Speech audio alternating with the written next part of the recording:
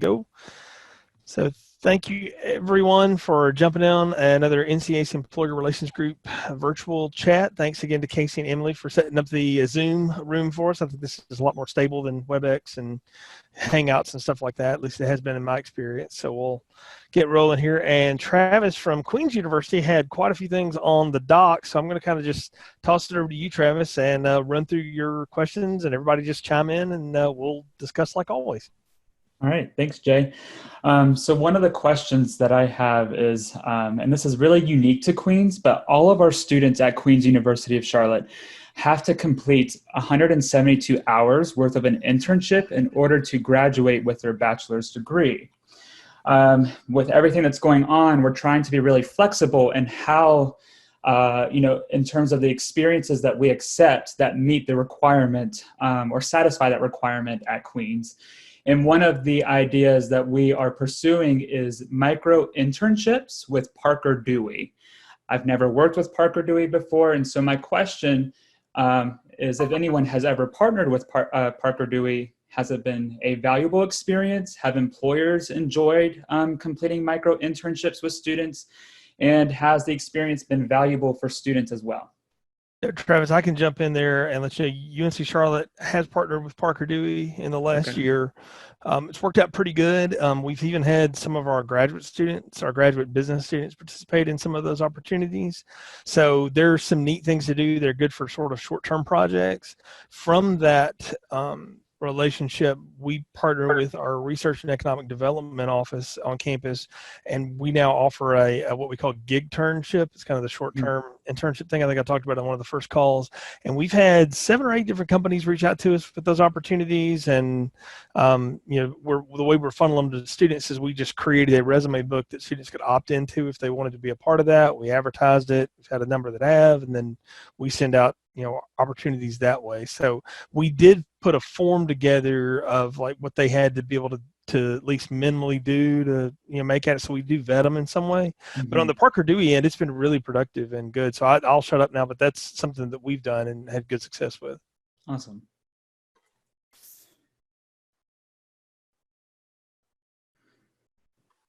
Okay. And for my next question, one of our classes that is a prerequisite for the internship program is called Career Connections. And typically for that course, our students have to complete a mock interview with an employer on campus. And so we invite employers, we give them food and keep them happy while they're on campus. And our students complete mock interviews with them. But unfortunately, everything that happened prior to March 16th, when that program was set to take off, our campus closed, and we partnered with Spark Hire to host virtual interviews with students, but these were not with employers. These were questions that my team came up with, and students would conduct a virtual interview using the Spark Hire platform to answer those questions. The interview was recorded, and the teachers for that Career Connections course grade the recording.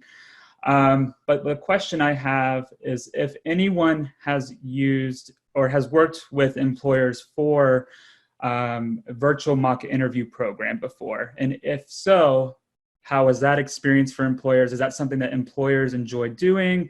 And what technology do you use if you have pursued that option?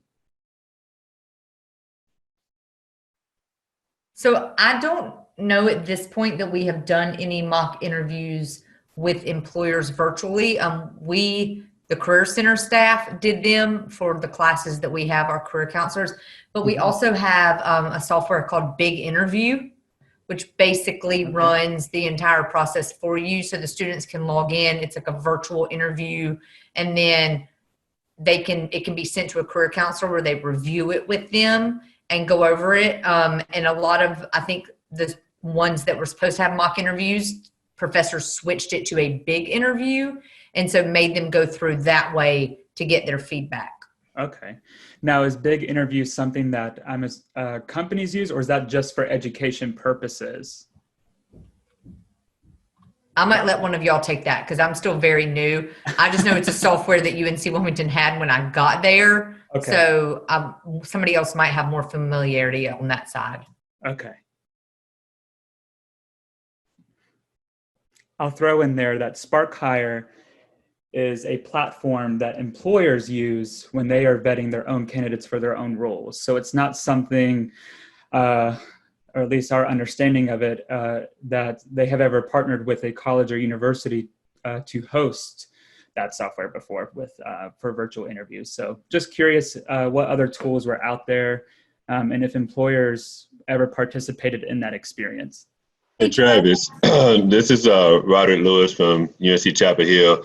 So we do a partnership each semester with a couple of professors that do mock interviews with their students as part of a class assignment. Mm-hmm. And before, of course, we were able to do them in person, so we had to convert it to virtual this semester. And we used Zoom and WebEx. Matter of fact, I just put it on the employer. I just asked the employer, hey, what technology do you have? Okay. And I only vetted ones who said, yes, we have some type of virtual, webinar meeting technology, which like all of them have something. And so I just put it on them, and I connected them with the students. I worked with the faculty. And I got all the contact information from the students, and I assigned, which students were going to be assigned to which recruiters. So I had about 5 or 6 volunteer recruiters, and I put it on the employer to send out the meeting link based on the schedule that I sent them. So I just said, here's the schedule, and as part of this program, you will be responsible for sending and scheduling time with these students based on the schedule. And it worked out perfect, because then that removed me from the administrative duty of trying to use a particular platform that we have. We use Zoom, but I didn't have to try to do anything. It was just the employers sent their own links, just like Jay sends us this link and we just click it, and everything worked out perfectly. So that's another option for you. And they gave me feedback. I provided them with the form that we use. They gave us, feedback. It just went smoothly without a hitch. So that may be an option for you. Okay. Think about trying to invest in any particular platform or anything like that. Thank you. Travis, I know at UNC Charlotte, we have a mock interview program where employers come in and things like that. And when we went into remote work status, we had switched all of those to virtual. And just like Roderick, we said, what platform do you want to use? The employer sent us the link. We populated that to the students. And then what we handed off was just here's the schedule, and then here's the feedback loop. And then they would give it to us, and it's worked fairly decent. So Okay. Yeah, that's something that we did. Okay. Very cool. I saw a question pop up in the chat. Right now, we have 125 students that are enrolled in Career Connections. However, that changes each semester. So it is a course that we offer each semester. And in the mock interview is a requirement for students. It's 15% of their grade. So if they don't complete the mock interview, that's 15% that they're missing on their final grade for the course. So my next question, can you guys tell that I'm new to career services? My next question that I have is, I've noticed, or I've been doing some research to see what other universities are using in terms of hosting a virtual career fair. At Queens, we do it a little differently. We call it Schmoozapalooza. It's more like a networking event where we don't charge employers to come. There's no tables or anything like that. It's just a networking event. There's an open bar, food. So it's I would say it's more intimate than a traditional career fair. But I've noticed that a lot of universities are starting to partner together to host a virtual career fair. And so I'm new to NCACE. I wasn't sure if this is something that's been discussed in the past, but is that something that NCACE would be willing to maybe host, if not statewide, maybe regionally with all the colleges within a specific region? I didn't know if anyone would be interested in that, but that was just a question that I had. I think you're up, Lori. Yeah. Hi, everyone. Sorry I was late joining. This has come up in a couple of different conversations. And I think the bottom line is right now, I just don't know. These platforms are expensive to do. And I've heard, I was on the NACE town hall last week or the week before, and a lot of the employers on there are saying they don't really want a huge, big virtual fair. They're more interested in getting pockets of your students for certain, whatever it is that they're hiring for. So these are conversations that we're having internally at Wake as well. We're going to be doing some conversations with our employers this week to find out, number one, do they know, have they been told they can't go anywhere this fall? Because we've got to start moving forward. We're also doing some demos with some of the platforms, Curico, et cetera, to try to figure out what would be the best move for us. So I don't have a good answer for you right now, Travis. I think it's a good concept. I think it would be something value add for the organization. But we've got a lot of money sunk into the conference that just got canceled right now that we're having to roll over. And I don't know if we have the revenue for that. I mean, if we could work it to where the employers pay for everything, that would be fantastic and ideal. But, you know, that's a gamble to sign up for something like that and get so many seats and not really know that the employers want it. So I would say stay tuned to that. I think regionally it might be a good thing if you think about it from all the schools in Charlotte to pull together and maybe do something like that for Charlotte employers. But if there's no jobs and they're not doing any real hiring, you know, that's a gamble in and of itself too. Every school is going to start to get pretty territorial, I think, about their preferred employers and want, you know, our own kids to get hired for those jobs. So. Gotcha. We're going to be talking about it, and this group will be one of the first ones to you know, to figure that out. And I also saw that you're looking for the employer directory for NCACE in your next question. Yeah. I would say you should be able to get it through the membership portal. Okay. But I can't personally get into NCACE right now. Our beloved website continues to block me out. But I can find that answer out for you and let you know. And we don't have a ton of employers. That's always been one of our things, is to try to get more employers to join the organization. But I'll get in there. I'll get Shan to send it to me, and I'll get it to you so that you can see that. I appreciate that, Lori. I think, Lori, in the last meeting that we had, you mentioned that you have a new team member that joined your team in October, I believe. And he's new to employer relations, and I joined the Queens team in January, and I'm a one-person team. Yeah. So I'm trying to build a network of employers for Queens, and I have some that, you know, have been at Queens over the years that have continued to come back. So that has been the hardest part, you know, being a one-person team member, especially working in a virtual environment like right now. It's been a challenge. So I was just curious if there was, you know, what the resources are that are available to the members of NCACE and NACE as well. Yeah. Sue, you were going to say something, I think. No, I was actually going to talk about the career fairs. Okay. And I can go back to that, Lori, after you answer. No, well, I'm happy to find that list and get it to you. And I think that you're thinking about it in the right way, is to reach out. That's low-hanging fruit for you because you're already part of the group.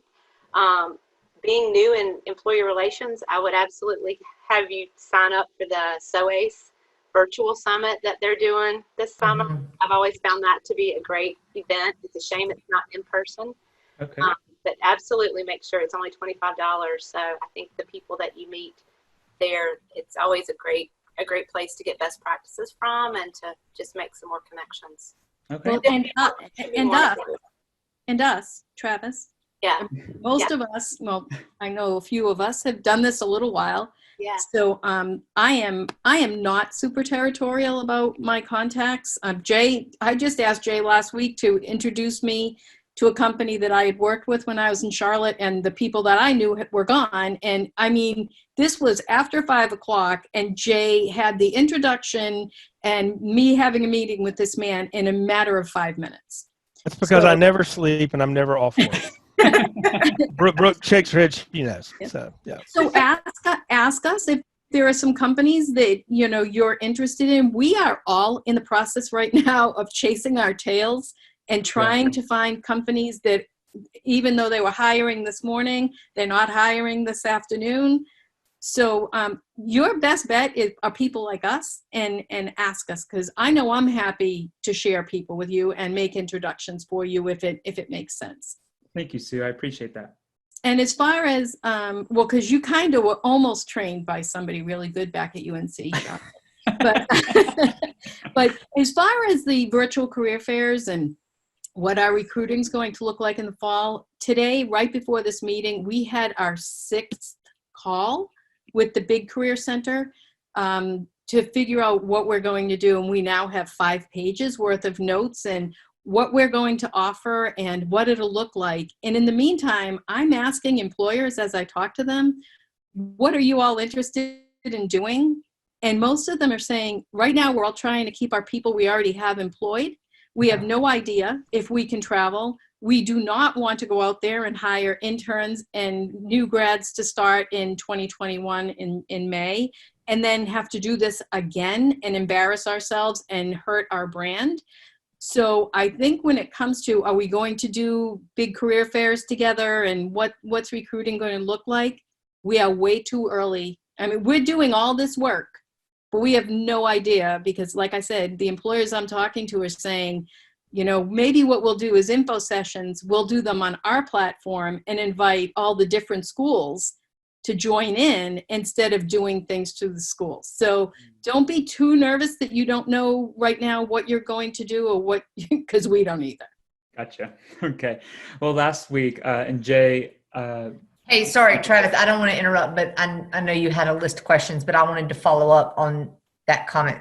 So I guess my question, because that's something that Nadira has started to challenge me with, is like, you know, Emily and I starting to demo or look into some of those platforms. I know we've talked about it. I don't want to reinvent the wheel there either, but I sort of feel like you, Sue. It's like, I know we need to be proactive in looking into it, but then I also feel like it's just super early to decide. But realistically, it's May and our registration usually opens 1st of July, right? So are you guys, when that time comes, are you going to simultaneously plan both and then figure out which one? I mean, I just kind of want to know what everybody's doing there. Is there a platform that people have used before that they like, that's worked the best, before Emily and I go demo like 10 different platforms? Like,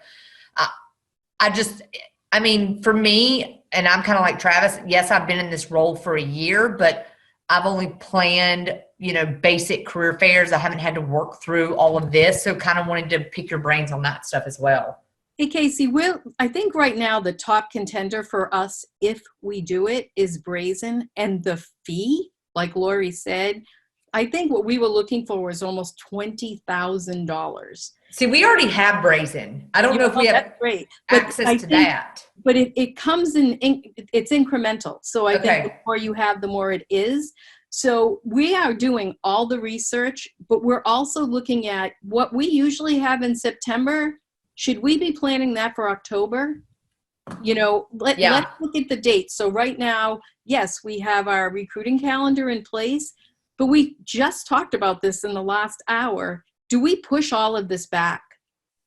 You know, we were in a meeting with our chancellor there was a board of trustees meeting on Friday. I don't know if I'm actually supposed to talk about this, but you know, no one said not to, but they talked about like school not even starting till October. Like there's conversations in the system that they may not even start classes until October, or they'll be virtual from August to October and then let students try to come. So it's the same way for us. And that's where it gets tricky with UNC Wilmington, because space is such an issue at our university. Like the building that we have our career fair blocked in, I looked at every other week out between September and November, like thinking about trying to reschedule our etiquette dinner. I couldn't even find any now whether or not those things that are currently blocked will actually happen as well, but that's like a whole nother ball game when you think about like trying to move it because of everything else that's already booked. So yeah, the whole thing is just a little bit, I don't even know. It's almost like I don't know where to begin to even have the conversation about like moving it virtually. Cause I'm like, I still need to have the conversation about what if it happens face to face. Well, I think what you have, and I think maybe there are others on the call that can talk to this, but we're building out a platform. This is what it will look like, no matter which way we go, because you have to have some kind of plan in place. And then if we have to tweak it, we do, because there's no one in the world right now who can answer the questions you need answered. So just set yourself up so that you have some kind of timeline, an idea of if it's virtual, it goes this way. Because remember, even if we are able to be on campus, employers are telling me they cannot travel. until like spring of 2021. So now, can that change? Sure, it can change, but you have to listen to what they're saying. So you put everything in place. If A doesn't happen, then we do B, or we do a combination of A and B. And this is what it looks like. And I'll also say, I think I mentioned on the last call that we had heard Handshake is trying to build out a virtual career fair option. And one of our colleagues was on a call last week, and I pretty much loaded her up with questions. All right, Handshake, if I set it up as an on-campus career fair and I have to change it to virtual, am I able to use my current setup and just flip it to a virtual? Is there a switch that basically converts who's registered into a virtual platform, or is that a separate career fair I've got to set up? If it is virtual, who then is the person on deck all day long to manage IT issues? Is that me or is that Handshake? I mean, I had a load of questions for her to ask, and there was a lot of them that was like, we need to get back with you on that. So we're checking out the platforms as well and just waiting to hear what Handshake's going to offer too. Because if they could come up with something, that's just the best of both worlds. I don't have to go out and use another platform, but we have too many unanswered questions with them right now. From UNC Charlotte's perspective, we're basically planning to do large events virtual in the fall.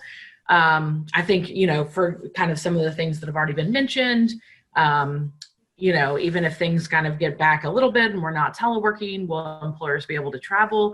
And then also large events. I mean, our main fall event draws 2,500 or more people into one space. And I doubt that, there's, that size event is going to be a welcome, sure, let's get 3,000 people together. So we're planning to go virtual. We've been doing research on platforms and have some demos coming up in May, and hope to make a decision by the end of May. But we're just going to plan to go virtual for anything that would happen in the fall in terms of career fairs. But Sue, I think you had a great point though about possibly delaying. Our first one and main one is usually mid-September.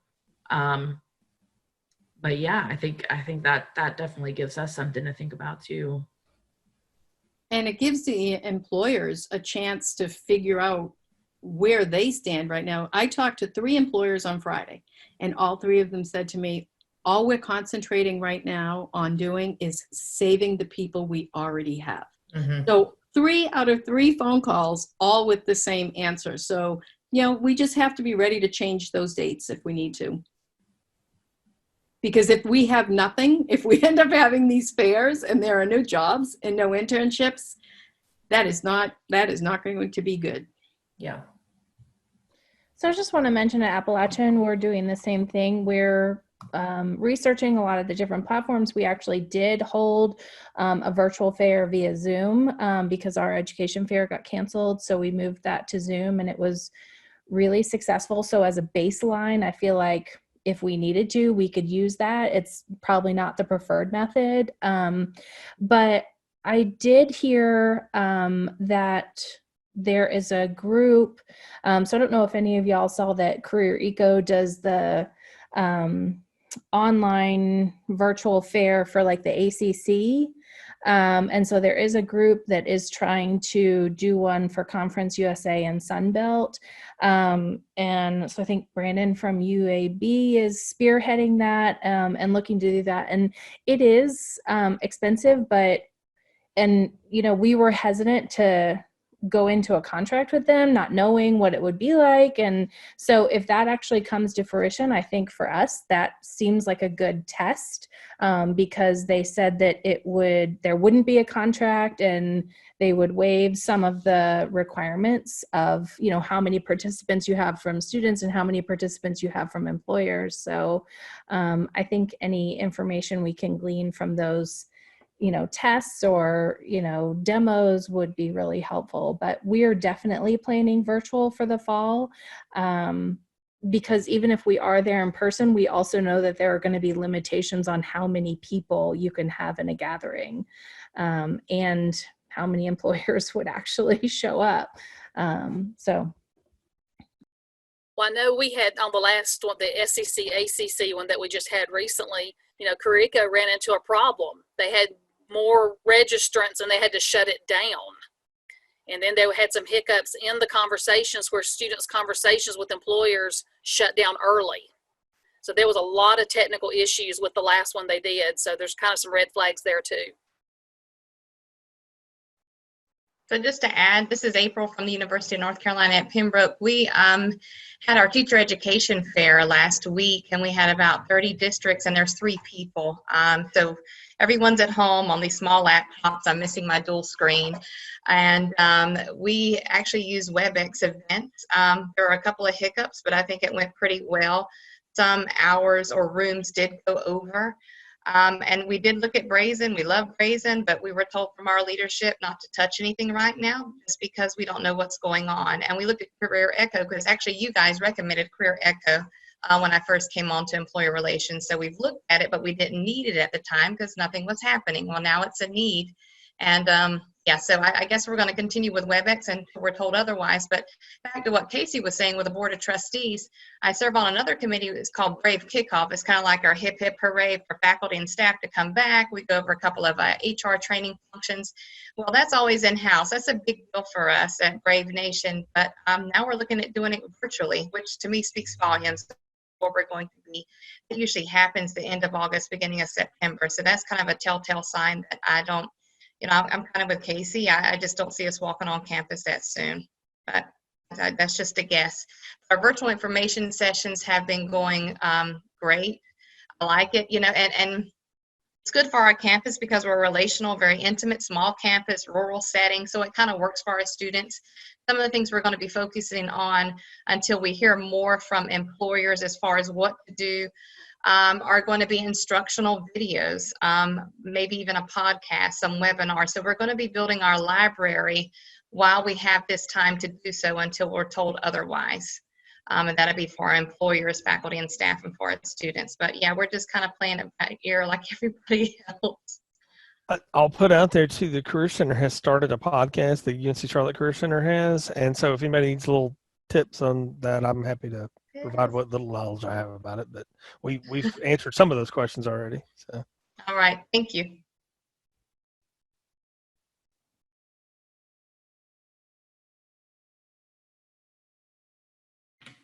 Well, I have a question if we're kind of changing directions a little bit. And Beth, you might be able to answer this. I know you mentioned it during our last meeting, but if anyone else has some insight on it, it would be appreciated. So Casey and I are planning on doing a little outreach to the employers that have active positions in Handshake.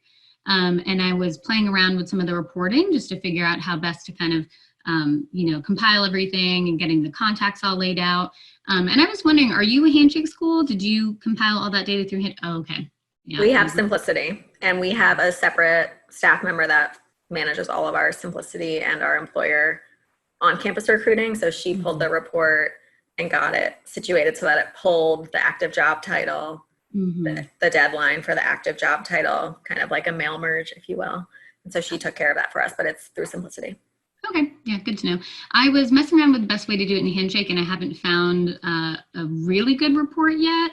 I know they have some pre-made insight ones, but I'm having trouble getting it, have job info and contact info and having it match the active position. So I'll just keep messing around with it, but I wanted to hear what you use. So thank you. Sure. Emily, we're a Handshake school at UNC Asheville, and we have we did something similar to that. We just did it based on geography, so we didn't try to do every position because it was just you're gonna wish you hadn't. There's not really a great option for you, but we did it based on 100-mile radius of Asheville. So if that is a help for you on some of that can kind of clean up some of the results you're getting, I'm betting. Yeah, thank you. That's definitely a different way to look at it. I'm already hitting the max amount of data that Handshake will even report for you. It has like the 5,000 row limit. So I was kind of wondering how I was going to get around that anyway. So yeah, that's a good point. This is very unrelated. This is Beth at Elon. This morning I had a conversation with the executive director of the FAO Schwartz Fellowship. And I just wanted to throw that out there as an opportunity, a 2-year post-grad opportunity for students interested in social impact. And I was not aware of this opportunity, but it's been around since 2006. And my coworker received an outreach email earlier this spring. So I was following up to build a relationship. And they only take 5 to 6 new fellows each cohort cycle every fall. But it just seems like a great opportunity for students that are looking for a 2-year post-grad fellowship directly related to social impact. And their locations are in Philadelphia, Boston, and New York, which is a great fit for our Elon population and probably many of your students as well. That's fantastic, Beth. I wanted to ask everyone, are you, if you're planning to hold summer recruiting sessions, are you doing any kind of interviews or anything like that through the summer? And how are you handling all that stuff? So we did a virtual career week last week that some of you may have seen. It went pretty well. I mean, we did 5 employer sessions, and I think there were maybe 5 or 6 career counselor like Ask Me Anything sessions. Our employer sessions, I mean, Emily and I each moderated them. There was probably the worst one had a minimum of 2 students. The best one had, I think, 8. So it wasn't a great turnout, but considering that it was, a very last minute thing that we were able to accomplish, and, we were happy the students were engaged. So we talked about potentially doing another one in the summer just to have that support. I don't, UNC Wilmington students tend to be pretty disengaged in the summer because of the beach in general. But it may be something for us to at least try to see what happens. But we haven't really started talking about summer yet in our office, honestly. I mean, it has not come up. I think that we're supposed to have, from my understanding, by May 15th, more of an idea of what fall's going to look like for UNC Wilmington. But I mean, right now we haven't begun to have those conversations. I mean, I know last summer was my first summer in the office, and a lot of it was really just project-based work anyways. We weren't very busy. It was a lot of like planning for the next semester for us. And that might look different virtually this summer, but that's what if we're not back in the office as a team. But we haven't had any new messaging either. Our last messaging was through April 30th, but I'm assuming since the governor extended the stay at home through May 8th, it will be at least to that. And then we have no idea what our office plans even look like to be back on campus for ourselves yet. Yeah, Casey, this is Jane at Meredith College. Hey, y'all. We are same boat. Haven't heard anything about when we are to be back on campus. We have decided to move forward with a few employer events throughout the summer. Like most of you all, we generally do not do that. We just did a soft launch of our FDS and included a question for students about what they would like to see over the summer and if it would be helpful. And we are hearing an overwhelming yes, they would like to see programming from employers over the summer. And generally that's not what we see, so that's something different. I have no idea what our student attendance will actually look like, but we do have several different professional development topics that I've got employers hosting for us kind of through May and early June. It's an experiment. We'll see how it goes. I'm happy to report back. But that is something different that we'll be doing, just like you all said, since we really don't know what the fall is going to look like either, but we can at least provide some opportunities in the interim. We're feeling like, I know you all are hearing from our students that they're just totally overwhelmed right now. And so the thought is that perhaps once we can push past this last week of classes, that they may be ready to do some more of these things, at least from the student perspective. So. Yeah, I will tell you, I felt like our 2 most successful topics from employers were leveraging LinkedIn and virtual interviewing tips. So those were the 2 that I think had, from, if I can remember, they had the biggest turnout of students and the most engagement from a questions perspective. And then there was one, I think, was it the maximizing internships, Em? Was that the third one, or was it the job search tips? What had more? I think maximizing internships. Yeah. Thank you. That's great to know. And good feedback. Those are 2 topics we've got planned. So good. Okay. Interviewing and LinkedIn is what we had also heard from students that they were interested in too. So that's great. Yeah. Thank you. You're welcome. A quick note on First Destination. I don't know if any of you manage that for your office or if your office even is the keeper, but at Elon, excuse me, our office manages it and I help with that. And we've always included a question on the survey at graduation asking if the student wants to be contacted from someone in our office.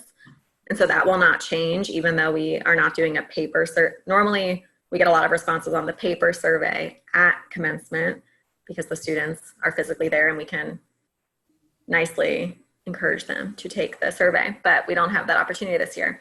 But just if you haven't included a question like that on First Destination, it could be especially relevant now to include something so that you can divide amongst your team. Our team does it by college, arts and sciences, business and communications, and then the advisors divide up the list of students that have expressed that they want somebody to contact them directly. So let me ask you this, Beth, how are you all managing that? Because so we were supposed to be doing FDS calls, I guess, last week, and we canceled them because normally we have student volunteers. So Leslie manages that for us at this point. Like that's kind of been her thing. It is in our office, but are you all doing, more of an email survey? Have you done a text message? What's kind of been your go-to through all of this? We have always been an email primarily, with the exception of the day of commencement. We give out a hard copy survey, which tends to only draw about 150 new responses from the hard copy. But we email all students graduating between July 2019 and May 2020. Okay. We email them 2 weeks prior to commencement, which for Elon is the week of May 5th. And then we'll email them again on our, I guess still it's a true commencement day, even though I don't know how to say that. May 22nd is the next time we will email them. And then we will email again 2 weeks after May 22nd. So I guess the first week of June. And then we don't contact them again until 3 months. And then we do a 9-month. We're not a 6-month school. I'm going to talk about something else that's not FDS because I heard LinkedIn mentioned twice and I haven't spoken to you guys since this happened to me last week. But there was a contact I met at the Society of Women Engineering conference out in California in November. And she accepted my LinkedIn connection and she wrote me a note. And, last week I put out there about the projects that we're trying to get for our students to do in the engineering department. And she wrote to me and said, "Hey, Sue, nice to see you on LinkedIn. Want to talk to you about a project. Here's the link and to set a schedule." And I clicked on it and it looked like it was going to an email, and everybody's doing that now where you have to go on their calendar and find some time. And I put my net ID is what we use at Duke. I put that in and I put my password in and it didn't do anything. So I'm in the chat function with her on LinkedIn and I wrote to her and I said, "Hey, so-and-so, this isn't working for me. Here's my phone number. Can you give me a call?" It was not her. And whoever these people are, they knew that I had been out there looking for projects. They knew that I was trying to set an appointment with this woman. They were able to talk to me through her LinkedIn. So I stood in my kitchen and cried because I used LinkedIn like a maniac.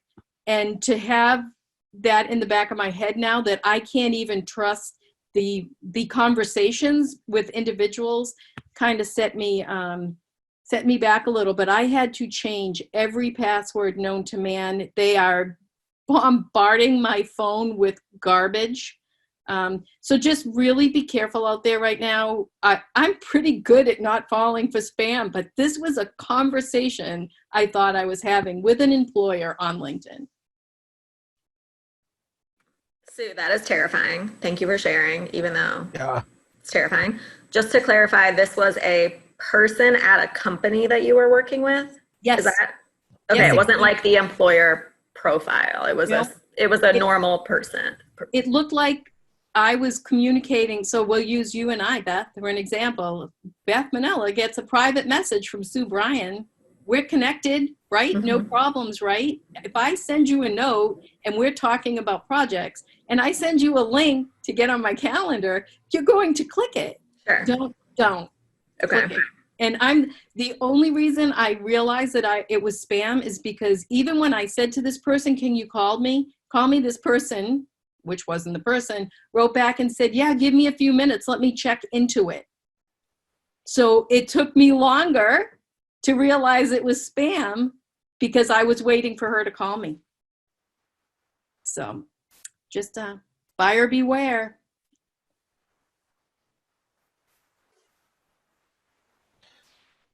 Good points. So we're kind of at the 45-minute mark. It's probably a good time to wrap up. Any last questions? Anything else before we'll end the call for this time around?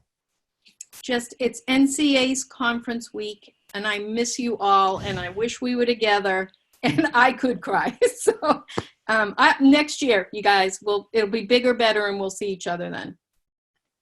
And Lori will be our president. Yeah. Well said. Well said. What Well, a great again, time to be becoming a president of an I know organization. it's perfect chance to just make your mark. So, Yeah. What a great spin you just put on that, Jay. I appreciate that. as the singers from the Indigo Girls taught me years ago, you have to laugh at yourself, else you'll cry your eyes out. So you have to learn how to just roll with it as it is. So, well, all thank you again for being on. We'll do this again in 2 weeks. I'll send out another calendar invite. Emily, if you'll set up another Zoom, I think Zoom is definitely the way to go going forward with these, because this was a very smooth thing. So we'll do that. I'm going to erase everything that's in the NCACE doc now, like for these chats. So feel free to put new stuff in there. We can all update and talk again. I imagine we'll know a good bit more when we talk again in 2 weeks. At least we can all hope, right? So, but thanks again for being here, and everybody have a good rest of your week and stay safe. All right. Thanks, Jay. Bye, y'all. Thank Bye. you. Everyone. Have a good one.